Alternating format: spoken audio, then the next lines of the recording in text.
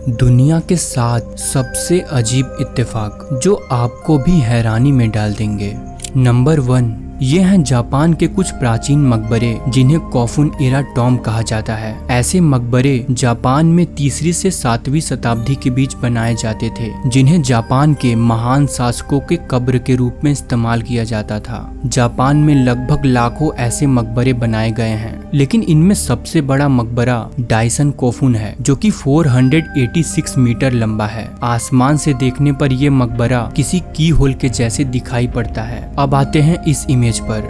2013 में नासा के सैटेलाइट द्वारा ली गई मंगल ग्रह की ये इमेज, जिसमें इस अजीब से स्ट्रक्चर को साफ देखा जा सकता है, जो कि हूबहू डाइसन कोफुन से मैच होती है। रिसर्चर्स कहते हैं कि ये स्ट्रक्चर नेचुरली बिल्ड नहीं लगता, क्योंकि इसके आसपास और कोई भी ऐसी जियोग्राफिकल माउंटेन्स नहीं है। क्या इन दोनों स्ट्रक्चर का मैच होना मात्र एक इत्तेफाक है, या कोई ऐसी हकीकत जिससे हम इंसान अभी तक अनजान हैं?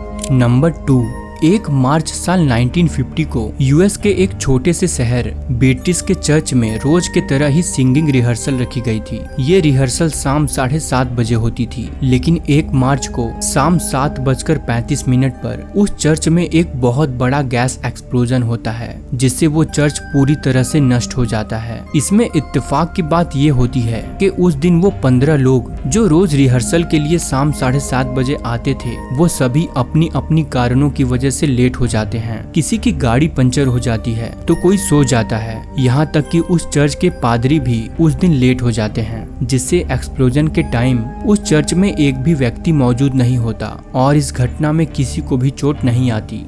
नंबर 3, फर्स्ट वर्ल्ड वॉर से जुड़ा एक ऐसा इत्तेफाक जो सच में काफी अजीब था। असल में जब फर्स्ट वर्ल्ड वॉर की शुरुआत हुई तो ब्रिटिश सोल्जर्स में से पहली मृत्यु जॉन पार की हुई, और 4 साल बाद जब फर्स्ट वर्ल्ड वॉर खत्म हुआ तो ब्रिटिश आर्मी के सोल्जर्स में से आखिरी मृत्यु जॉर्ज एडविन एलिसन की हुई थी। लेकिन इसमें सबसे अजीब बात ये हुई कि अनजाने में ही इन दोनों की कब्रों को एक ही कब्रिस्तान में एक दूसरे के सामने ही बनाया गया। जब लोगों ने इस पर गौर किया तो लोग इसे एक अद्भुत संयोग के रूप में देखने लगे, जो वॉर की शुरुआत और अंत को दर्शाता है।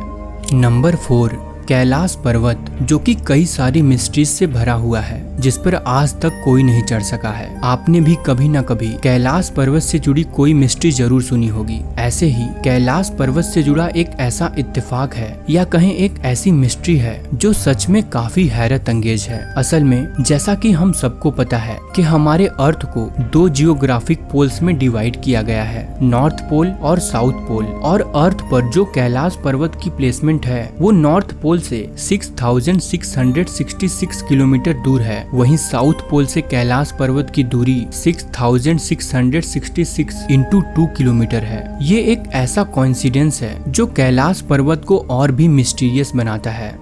नंबर 5, जेम्स डीन, जो कि 1950s के एक फेमस अमेरिकन एक्टर थे। उन्होंने अपने लाइफ में सिर्फ 3 बड़ी मूवीज ही करी थी, और उनकी तीनों ही मूवीज सुपर हिट हो गई, जिससे वो कम उम्र में ही एक सुपरस्टार बन चुके थे। जेम्स ने अपने करियर के शुरुआती दौर में ही एक कार पोर्शे 550 ली थी, जिसे वो लिटिल बास्टर्ड कहते थे। लेकिन ये कार उनके लिए काफी अनलकी साबित हुई, क्योंकि 30 सितंबर 1955 को उनका इस कार से एक्सीडेंट हो गया, जिससे उनकी मृत्यु हो गई। लेकिन इसके बाद भी इस कार से एक्सीडेंट्स का सिलसिला जुड़ा रहा। जब इस कार को रिपेयरिंग के लिए गैराज ले जाया गया तो वहाँ इस कार का इंजन एक वर्कर के पैरों पे गिर गया, जिससे उसे अपने पैर खोने पड़े। बाद में इस कार के इंजन को एक रेसिंग कार में लगाया गया, लेकिन उस रेसिंग कार का भी एक्सीडेंट हो गया और उसके ड्राइवर की मौके पे ही मौत हो गई। फिर से जब इस कार को गैराज ले जाया गया तो उस गैराज में ही आग लग गई। लोगों ने इस कार को श्रापित मानना शुरू कर दिया। वहीं कुछ लोग इन घटनाओं को सिर्फ एक इत्तेफाक मान रहे थे।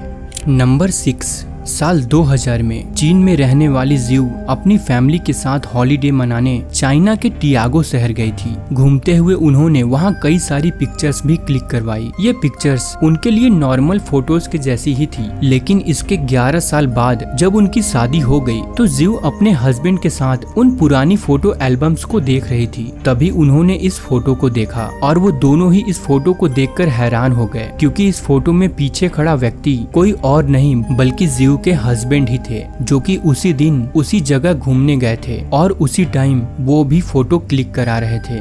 नंबर 7, ऑस्ट्रेलिया में रहने वाले बिल मॉर्गन, जो कि एक ट्रक ड्राइवर के रूप में काम करते थे, लेकिन एक दिन ड्राइविंग के दौरान उनका एक्सीडेंट हो जाता है। हॉस्पिटल ले जाते ही डॉक्टर्स उन्हें मृत घोषित कर देते हैं, लेकिन मरने के 14 मिनट बाद ही उन्हें फिर से होश आ जाता है। हालांकि वो फिर से कोमा में चले जाते हैं। 12 दिनों तक कोमा में रहने के बाद डॉक्टर्स उनकी फैमिली से उनके जीवन को त्याग देने का सुझाव देते हैं और जिन मशीनों पर वो जीवित थे उन्हें बंद करने को कहते हैं, क्योंकि बिल के कोमा से बाहर आने के चांसेस काफी कम थे। लेकिन आपको जानकर हैरानी होगी कि ऐसा करने से ठीक पहले ही बिल कोमा से बाहर आ जाते हैं और कुछ ही दिनों में वो पूरी तरह से ठीक भी हो जाते हैं। पर कहानी अभी खत्म नहीं होती है। बिल ठीक होने के बाद लॉटरी स्क्रैच कार्ड खरीदते हैं और बिल उस कार्ड से $30,000 की एक सुपर कार जीत जाते हैं। बिल के लाइफ में हुई इन असामान्य घटनाओं से प्रभावित होकर कुछ न्यूज चैनल उनका इंटरव्यू लेते हैं और उन्हें लाइव कैमरा के सामने ही एक और स्क्रैच कार्ड खुरेचने को कहते हैं और bill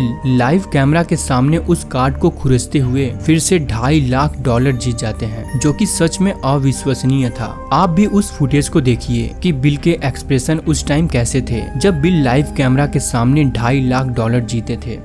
I just won 250,000. I'm not joking. You're not, are you? I just won 250,000. दोस्तों, उम्मीद करते हैं कि आपको हमारी ये वीडियो पसंद आई हो। अगर वीडियो अच्छी लगी तो वीडियो को लाइक करना ना भूलें और अगर आप हमारे इस चैनल द फाइल पर नए हैं तो चैनल को सब्सक्राइब जरूर करें। मिलते हैं नेक्स्ट वीडियो में। धन्यवाद।